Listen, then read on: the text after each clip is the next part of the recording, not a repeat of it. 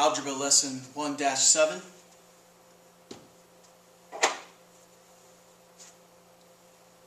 Function. Function is a rule that establishes a relationship, or another way of saying a connection, between two quantities. We refer to those quantities as input and output. Now this rule is something that you'll apply over and over again to a set of numbers, a set of inputs. And each time you apply that rule to the set of inputs, you'll get numbers out. You'll get results, which we call the output. The rule can be basic, it can be simple. For whatever number you want to put in, you add 2. So if I were to plug in 6, plus 2 would make 8. If I were to plug in 4, plus 2 would make 6. So no matter what, the rule, or in this case the function, would be take some number and add 2. And then they can be more complex, but that's a pretty basic one. I like to think of them as a computer. So we have this box, the computer box. You plug numbers in, and out pops the answer on the other side. So the function takes numbers, applies a rule to it, and then out comes your output. For each input that we substitute in to this function, there's going to be exactly one output.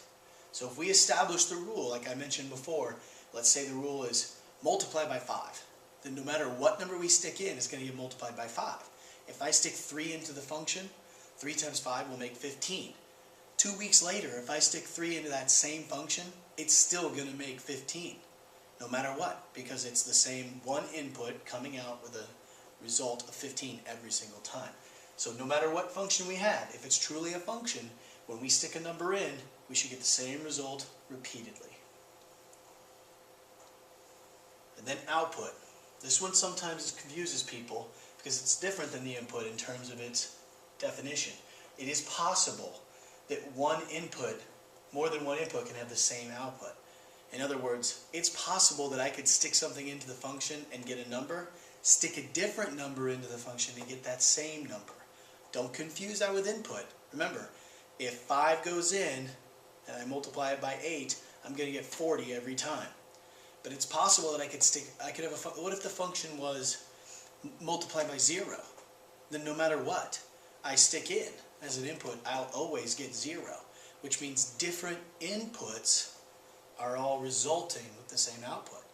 So it's possible that different inputs could make the same output, but it's only possible for one input, for an input to have exactly one output. When we make input-output tables, we're taking the function, the rule, and we're plugging numbers in. And each time we plug one in and we get a result as an output, we're able to make input-output tables. And we can create a list of those. So we'll have a whole list of the ins, and then we have a whole list of the outs, which we call input-output tables. Specifically speaking, with these input-output tables, all the input values would be referred to as the domain. So we'll be able to look at those input-output values and say, oh, that's a domain. It's typically, not always, but typically this will be your x value.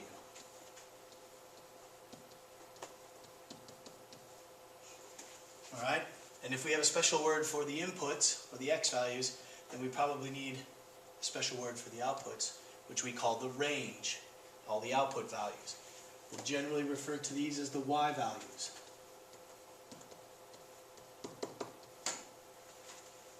So inputs are x, outputs are y. We plug numbers in for x, we do the math to them, and out pops y. Your input-output tables, you could say they look like this. You plug numbers in, get numbers out, or they might look like this. Again, domain and range, in and out. We have a few different ways that we can describe a function listed on page 47. You can have input-output tables, which we've talked about just a moment ago. We plug numbers in, we do the math to them, out pops the output. We can have description in words. That's where I say for whatever input, I'm going to multiply it by 7 and add 2. Multiply by 7 and add 2. Multiply by 7 and add 2. Or we can use an equation, which the function could be in equation form, and we can actually take those functions and we can make graphs. So we have a few different ways. We have basically 4 different ways that we could describe a function. Example number 1. $9 for the first 10 hours and then 95 cents per hour above the 10 hours. So let's imagine that we were to have, back in the old days when cell phones first came out, they might have charged us $9 for the first 10 hours of use. Maybe internet companies back in the day would do this. You might have photocopy machine plans. There could be fax machine plans. Could be any sort of rental situation. But $9 for the first 10 hours. And then every hour beyond that is only 95 cents. If you use 9 hours worth of this service, it's going to cost you $9.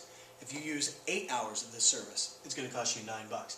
If you use 5 hours of the service, it's going to cost you $9. But if you use 10 hours and 1 minute, I'm going to bump it up for another hour. That means you've used part of that 11th hour, so it would now be $9.95. Or anything above 10. You might say, yeah, but we only used a minute. Well, they're going to round up, and they're going to round down. So we're going to round that one up in that case. So if we were to think about this as an equation, a table, and then a graph, if we were to start with the equation, we know that for anything greater than 10 hours. So this is kind of the tricky part. I'm going to use H as my variable instead of an X because H stands for hours. So at H is greater than 10 hours, right? Anything greater than 10 hours really has to be something that we have to consider. We can't put in, I'm not going to make an equation and stick 11 hours in because the first 10 hours are all the same thing. So at H is greater than 10, if I went 11 hours, my 11th hour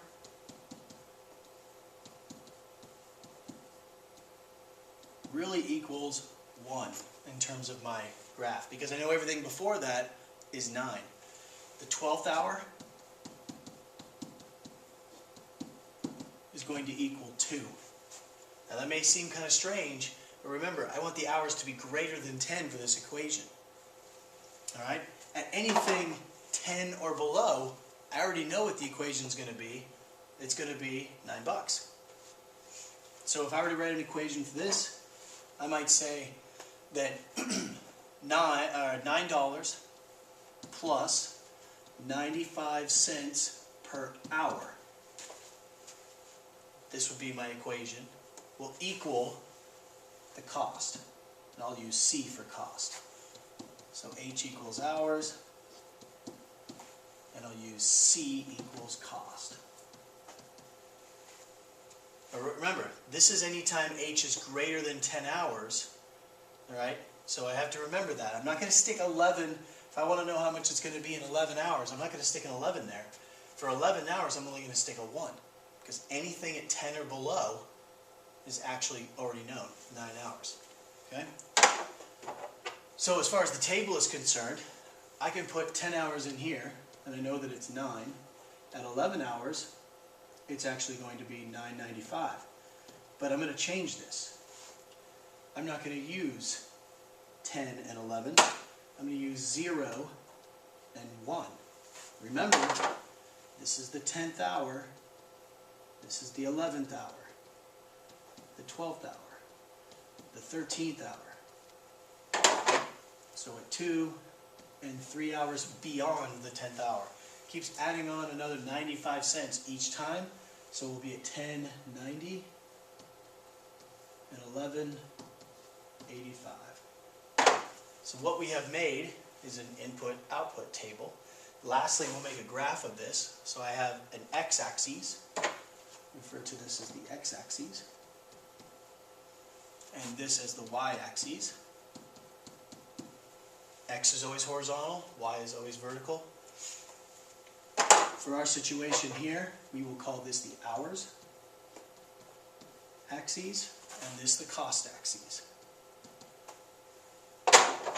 Now my costs are definitely going to start at 9. And I can go up in even increments of 95 cents. That's probably easiest. So I could say that 9 is right here. That means this is $9.95, followed by $10.90, and then $11.85.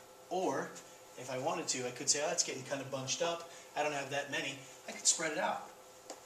I can still put the 9 here, and then the 9, I'll skip 1 and go up here to $9.95. skip one and go up to 10, 90, skip one and go to 11, 85. Across the bottom, I'll put 1 hour, 2 hour, 3 hour, 4 hour, 5 hour. But remember, this doesn't really mean 1 hour of this service. This actually means 11 hours of the service, 12 hours, 13, 14, because it's that many hours beyond 10. I then graph it. 0 is at 9, so 0 hours is at 9. 1 hour later, 9:95. Second hour, third hour, and so on. So it looks like the graph would go like this. Alright? So again, making input-output tables and then labeling my axes. You want your increments to be about the same amount each time.